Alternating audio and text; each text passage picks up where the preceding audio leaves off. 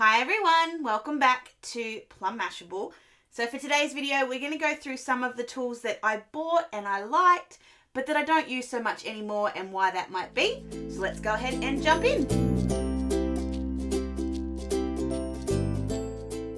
Alright, some of these have been superseded and that's why they don't get used anymore. Other ones I just stopped using and other ones didn't work. So this is sort of where we're going. This has all come about because I'm redoing some stuff in my office, which you guys will see very, very soon. And in the meantime, I've kind of been pulling things out of drawers and wiggling things around and gone, why do I still have all this stuff? So that's sort of where this video has come from. So we'll start off with these ones, and these are really obvious. Why have these ones been superseded? Because I've got other ones that are better. So to start with, we'll look at the Fiskars one. Now I stopped using this one because I couldn't get new blades for it. It was as simple as that. It was giving me all, I just noticed it had plastic in it, giving me all fuzzy edges, and it didn't matter what I did, I couldn't get it to be a nice clean edge, and I couldn't get new blades, and so it just sort of became too complicated. I'm pretty sure I bought this from Aldi in the first place. It wasn't like I bought it from Spotlight or anything. This one has been replaced with my Kaisercraft and my Tim Holtz trimmer, which is just such an easier, they're just easier in general, and much easier to find new blades for, so that's sort of why. I did really like this one though. I liked how big and sturdy it was, but I do think the ones I've got now are better. This was the original one. Oh, I reckon I've had this for, I don't even know how long.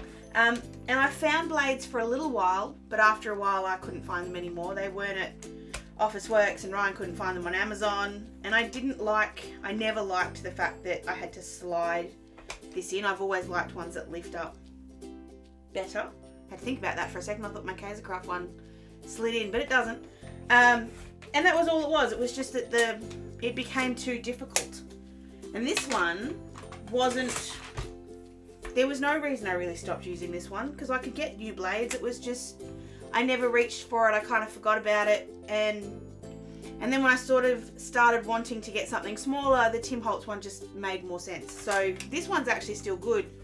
I probably would put that back in my drawer. The other two, I think it's about time I said goodbye to, which I feel really horrible because, like I said, I reckon I've had this one since high school, so that's got to be what, 15, 20 years. That makes me feel old. Dear, dear, dear. Another one that was superseded was this one, but I won't throw it away. So this is my laminator.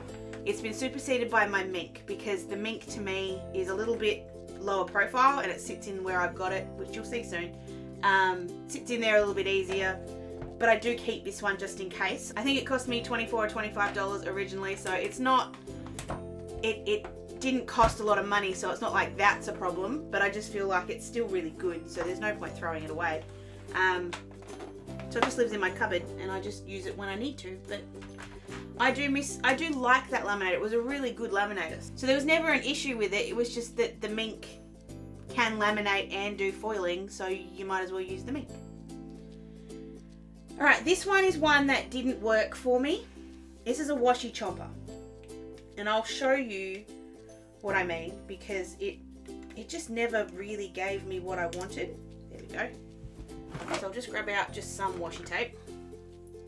So the idea of it was that you were supposed to pull your tape off. This is really old tape, so there we go. And you would put it in the little thing here and you push this down and it would chomp it and give you like a flaggy shape. And yes, it does, but I always found it was just a pain in the butt. It was just so much easier to use scissors. So it sort of became useless, and it only cut sort of halfway. Like you can see here, it has cut that, but I had to push really hard, and it's, I don't know, it just wasn't worth it. It does what it says it's gonna do, but I just found it a little bit too annoying and painful, so I just never really used it. I do know you can still buy them. Just buy scissors. Seriously, so much easier. This was another one that I thought was going to revolutionize the way I planned. The idea was that I could go in and cut a bit of paper and it would give me like a box. I'll just grab a bit of paper and show you what I mean. So just a bit of black paper here. You were supposed to put like these down like that, and it would, see, I can't even use the thing. Goes in between that bit. So you've got the guide and then the magnetic bit. So you put that on there and it would stick in there, and then you just push. Ooh, and it would cut the thing. As you can see, it didn't work very well. I'm going to just give it another shot and see if I can get it to do what I want it to, so I can show you guys. It's just so much more complicated than it ever needed to be. There we go. So, there we go. I was just doing it wrong. And you could sort of then put that like on certain bits of pattern paper if you wanted to just get that bit of the pattern, then you wouldn't waste as much. That was sort of the thought behind it.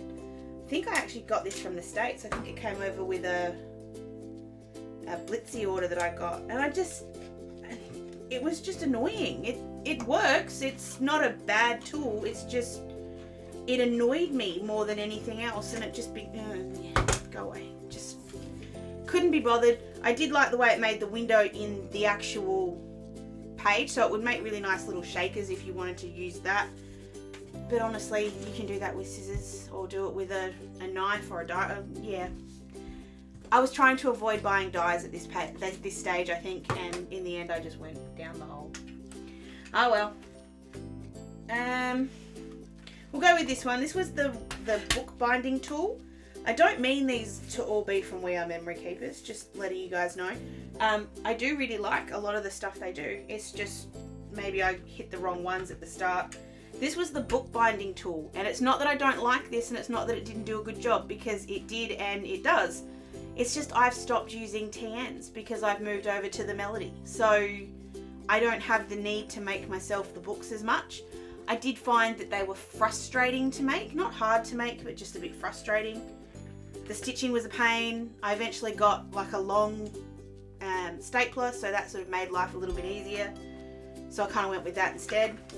It's a good tool. It works. It certainly is really good for, well, I still can make dot lines and do stitching and stuff if I want to, but I just found other things made it easier to use. But it was a decent tool and it did work. It just kind of got taken over by other things that were easier.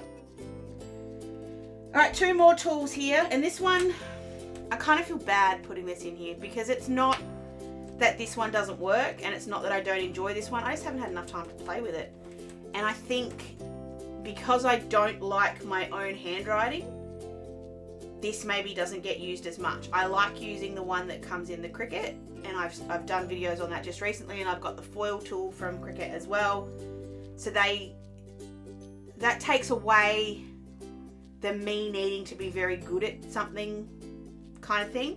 But I do really like the idea of having one that is a freestyle, that is attached to something, obviously because it's attached to a cord, sorry. But I just haven't had the time or the projects to really play with it. So if you have a project that you can suggest with me using this one, please do, because I would love, love, love to actually give this a little bit more of a try. I feel like I've been very unfair on this one. So this one's certainly not going anywhere, but there is a very good reason that it's not getting used. And then this is the last one, and this is probably the most disappointing, I'm going to go with, of all of the tools. And it's disappointing because to me, I really expected a lot, and I thought I would use this all the time, and I don't. And I don't because I get such inconsistent results with it. I can use it for a couple of days, or not even a couple of days. I can use it on one project and it works perfectly, and then the next project I do, or even the next line I do, doesn't work and it doesn't stick, and it just drives me bonkers. And I sit here and I get something done, I'm like, yes, that's gorgeous, and then I pick it up and my sprinkles go everywhere, and I'm like, well, that was not the point. I don't know. maybe I'm doing it wrong. I think I got everything that you needed. I deliberately went and got the fancy mat, which is softer than your regular kind of mat, so that way you can really push in there and get the fuse to work. I've gone fast, I've gone slow, I've gone hot, I've gone cooler. Nothing seems to work for me. So if somebody knows what I'm doing wrong, let me know, because I'll give this another shot. I will. But at the moment, it drives me insane. So I don't even touch it. It doesn't come out of the drawer. In fact, when I picked it up and you looked at it, I actually had to sort of think about what it was, because I had absolutely no idea. But there we go. There's a bunch of tools that I have in here that don't work for me. I guess that's the best way I can preface that, is saying they don't work for me. They may work, and someone might just need to tell me how to use them properly. Especially for these ones. I feel like these ones someone needs to tell me how to use properly. These ones have just been superseded, so that's okay. You'll always start with some tools and grow out of them. Either you won't craft that way anymore, or it doesn't quite do what you want it to do. Lots of different reasons that you outgrow craft supplies. But what's something that you maybe have in your craft room that you loved at one stage for one reason or another, and kind of it got superseded? I'd love to hear the story, so leave them down below for me. You can also find me on any of my socials. If you did enjoy this video, please give it a thumbs up, because I could probably do some other things I used to use all the time that I don't use anymore. I'm just looking around my office and I'm sure there are some. So yeah, let me know down below or on any of my socials. Don't forget to subscribe to my channel so you don't miss any future content from me. I hope you have an absolutely awesome weekend, and I'll catch you in my next video. Sending lots of huggles. Bye!